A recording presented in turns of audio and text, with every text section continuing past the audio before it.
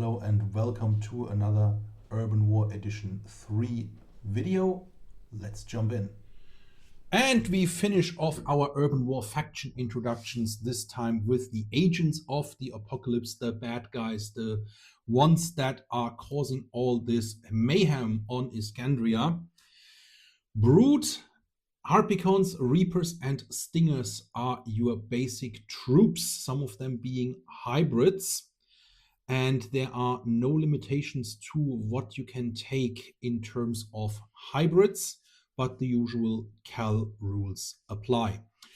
Now, the key difference for the Koralon faction is the Phazon command model, which can create a warp portal that instantly transports your army or part of it from point A to point B.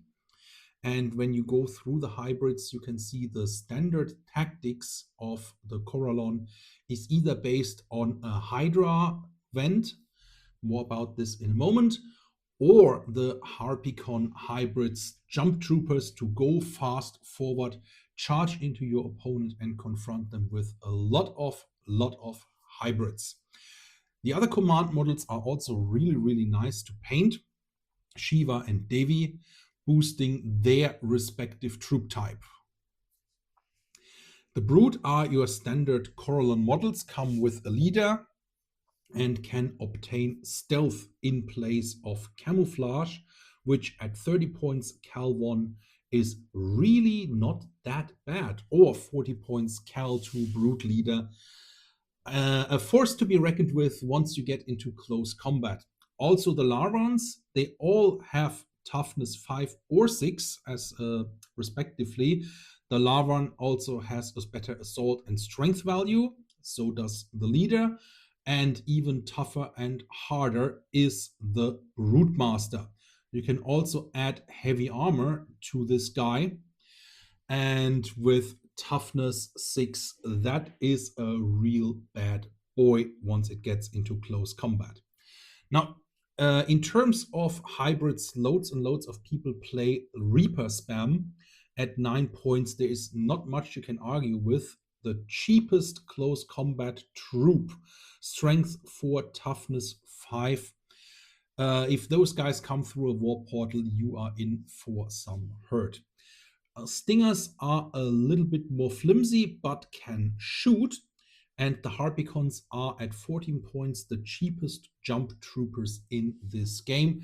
You can go forward fast, occupy certain points of the battlefields, create a warp portal through the hybrids.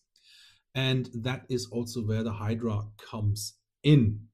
Seb is going to add the point costs in a bit, but you get 2 vents, one in your deployment zone and one somewhere else on the battlefield is my usual go-to place.